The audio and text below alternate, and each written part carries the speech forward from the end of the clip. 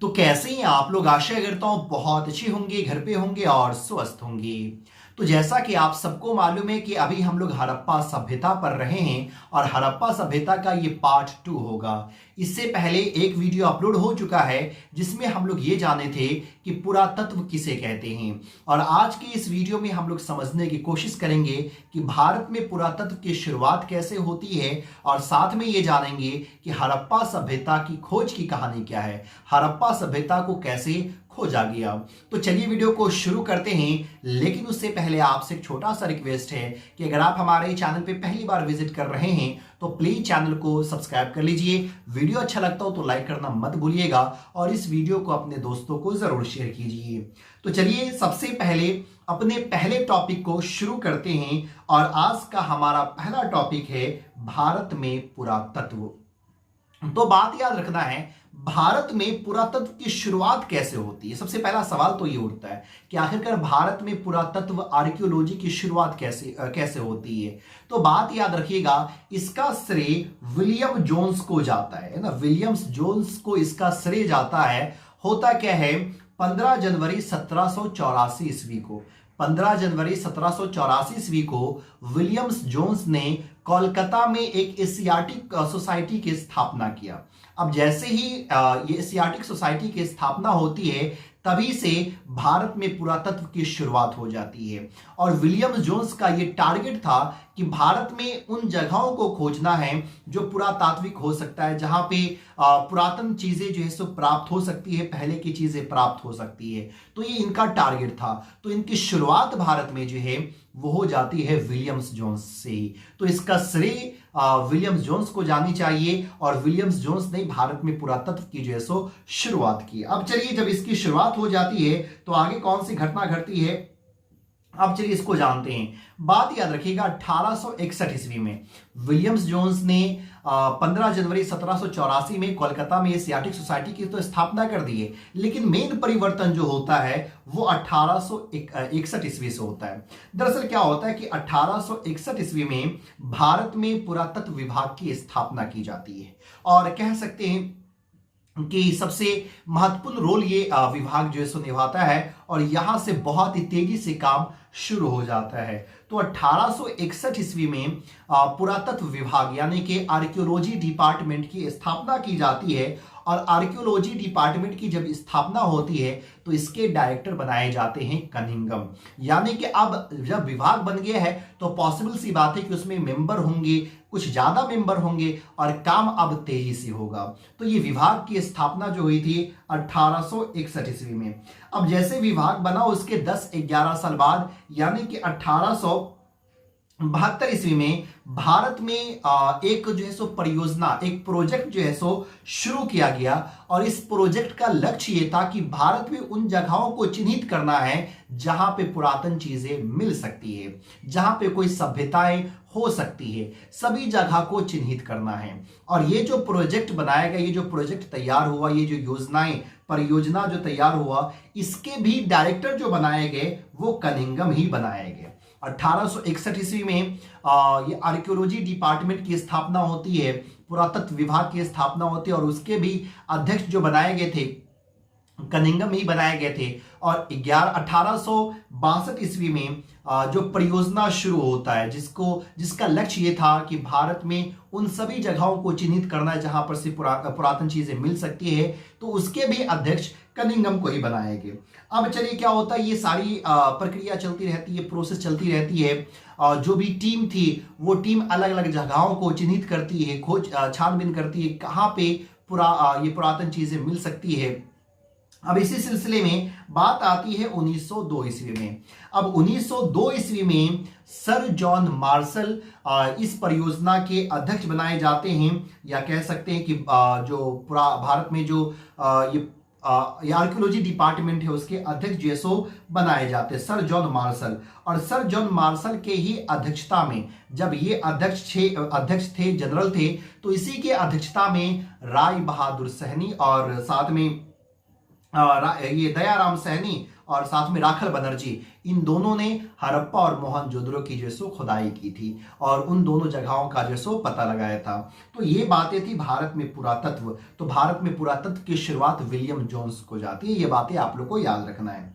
अब चलिए हम लोग ये जानते हैं कि आखिरकार हड़प्पा सभ्यता को खोजा कैसे गया। ये तो बात आप लोग जान चुके हैं कि सर जॉन मार्शल की अध्यक्षता में उस समय जनरल जो थे, अध्यक्ष जो थे वो सर जॉन मार्शल थे, जिसको 1902 में बनाया गया, और उसी की अध्यक्षता में दयाराम सहनी और राखल दास बनर्जी ने मोहनजोदड़ो और हड़प्पा की खुदाई की थी। लेकिन अब हम लोग ये जानते, थोड़ा शुरू से जानते हैं कि आखिरकार हड़प्पा सभ्यता के बारे में पता कैसे चला कि इसके अंदर कोई सभ्यता हो सकती है। तो देखिए, हड़प्पा सभ्यता के बारे में इसका श्रेय आप कह सकते हैं चार्ल्स मैसन को जाता है। चार्ल्स मैसन ये भी आर्कियोलॉजिस्ट ही थे।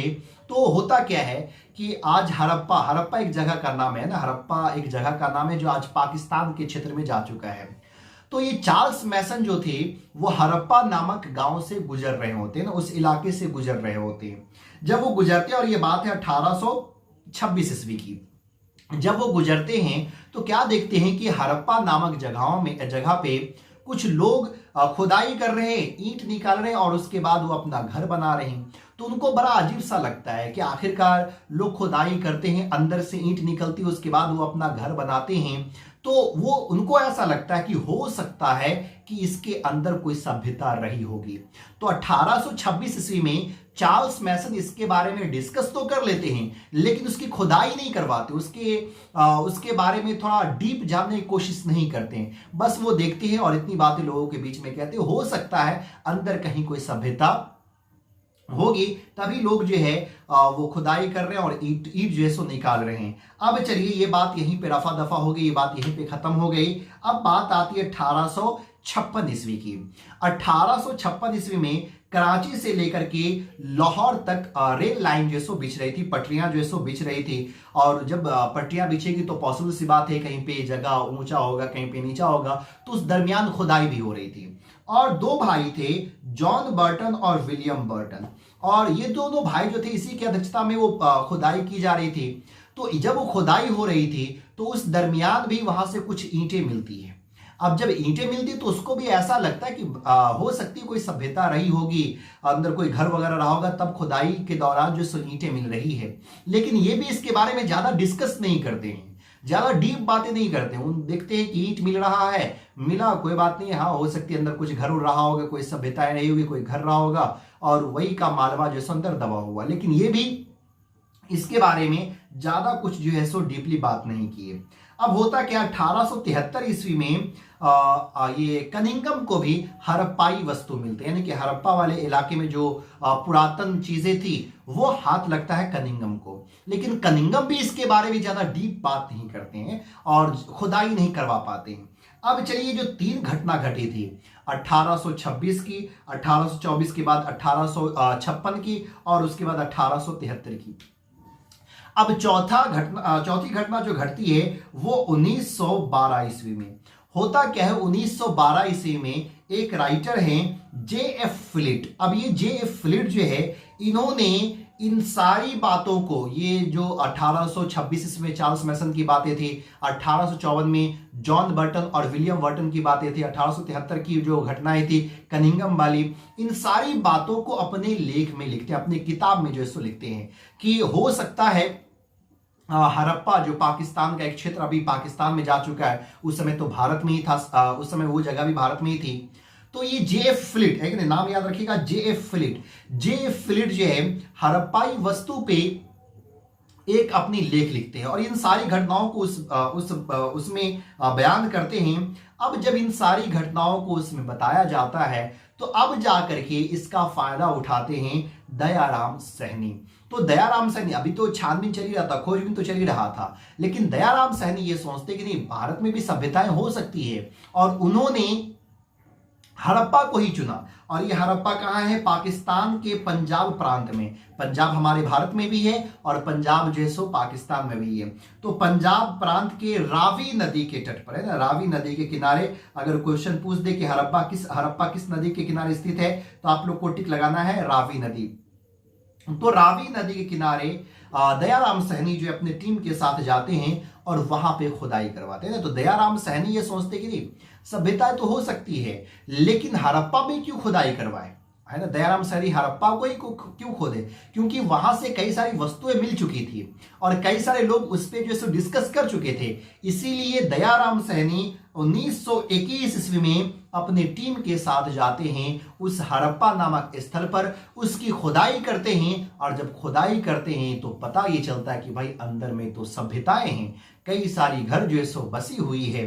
तो 1921 ईस्वी में हड़प्पा की जो खुदाई किए थे वो दयाराम सहनी ने किया था और ये रावी नदी के किनारे स्थित है। तो अब देखिए कहीं कहीं भी आप लोग देखिएगा सिंधु घाटी की सभ्यता, हड़प्पा सभ्यता, बच्चे अक्सर कंफ्यूज रहते हैं कि सिंधु घाटी की सभ्यता क्या है, ये हड़प्पा सभ्यता क्या है। तो देखिए वो सिंधु नदी के किनारे हड़प्पा सभ्यता हो तो ये हड़प्पा सभ्यता सारी जो है वो सिंधु घाटी सिंधु के किनारे ही बसी हुई थी, इसलिए उसको सिंधु घाटी की सभ्यता कही जाती है। और मेन जो सभ्यता है वो सिंधु घाटी की सभ्यता है। लेकिन हड़प्पा सभ्यता क्यों कहा जाता है, तो देखिए दयाराम सहनी ने सिंधु घाटी सभ्यता के सबसे पहले जगह की जो खोज की है वो है हड़प्पा, यानी हड़प्पा नामक एक जगह है और सबसे पहले उसी की खोज हुई। तो इतना ज्यादा ये प्रचलित हो गया ना कि लोग उसके ही नाम से पुकारने लगे, हड़प्पा सभ्यता, हड़प्पा सभ्यता। वो जगह का नाम था हड़प्पा, वहां पे खुदाई हुई, नाम पड़ गया हड़प्पा और लोग सभ्यता कहना शुरू कर दिए। लेकिन इतना ज्यादा प्रचलित हो गया कि लोग इसको हड़प्पा सभ्यता ही के नाम से पुकारने लगे। तो लोग इसको हड़प्पा सभ्यता भी कहते हैं और सिंधु घाटी की सभ्यता भी कहते हैं। और इसकी खोज जो है 1921 ईस्वी में दयाराम सहनी ने किया था। अब चलिए दयाराम सहनी जो है वो खुदाई करते हैं और उसको हड़प्पा के बारे में पता चलता है और यहीं पे राखलदास बनर्जी ये भी अध्यक्षता में, किसकी अध्यक्षता में थे, सर जॉन मार्शल, ये भी अपनी टीम के साथ जाते हैं और इन्होंने 1922 ईस्वी में मोहनजोदड़ो की खुदाई की और मोहनजोदड़ो का जो है सो पता चला।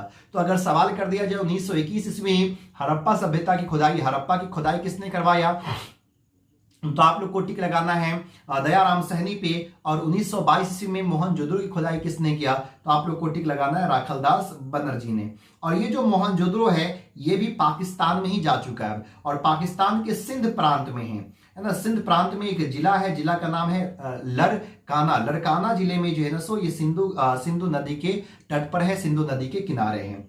अब चलिए हड़प्पा और मोहनजोदड़ो, कहा यह जाता है सिंधु घाटी सभ्यता के ये दो सबसे डेवलप्ड शहर थे और इस दोनों में से अगर सबसे ज्यादा डेवलप्ड की बात करेंगे तो वो है मोहनजोदड़ो। मोहनजोदड़ो बहुत ही ज्यादा डेवलप था, इसीलिए पिगट है ना, एक बंदा है पिगट ने हड़प्पा और मोहनजोदड़ो को जुड़वा राजधानी बताया। जिस तरह से अभी देखेंगे अभी के दौर में मुंबई है, दिल्ली है, तो ये दोनों बहुत ज्यादा ये दोनों शहर डेवलप्ड है। तो ठीक उसी प्रकार उस दौर में मोहनजोदड़ो और हड़प्पा बहुत ज्यादा डेवलप था। तो पिगट ने इसको जो है कहा है जुड़वा राजधानी। तो अगर सवाल पूछ दिया जाए कि मोहनजोदड़ो और हड़प्पा को जुड़वा राजधानी किसने बताया, तो आप लोग को टिक लगाना है, पिगट पे जो है सो टिक लगाना है। तो ये था हड़प्पा सभ्यता की खोज की कहानी। अब जो है अगले क्लास में हम लोग जानेंगे हड़प्पा सभ्यता का काल क्या था, ये कितने क्षेत्र में कितने दूर में जो है सो फैला हुआ था, इसकी सीमाएं क्या थी, इन सब चीजों के बारे में अगले वीडियो में हम लोग समझेंगे, अगले वीडियो में जानेंगे। उम्मीद करता हूं कि आज का वीडियो आपको अच्छा लगा होगा, वीडियो पसंद आया होगा। अगर पसंद आया तो प्लीज वीडियो को लाइक कीजिए, वीडियो को शेयर कीजिए और चैनल को सब्सक्राइब कीजिए। फिर मिलते हैं अगले वीडियो में, तब तक के लिए बाय।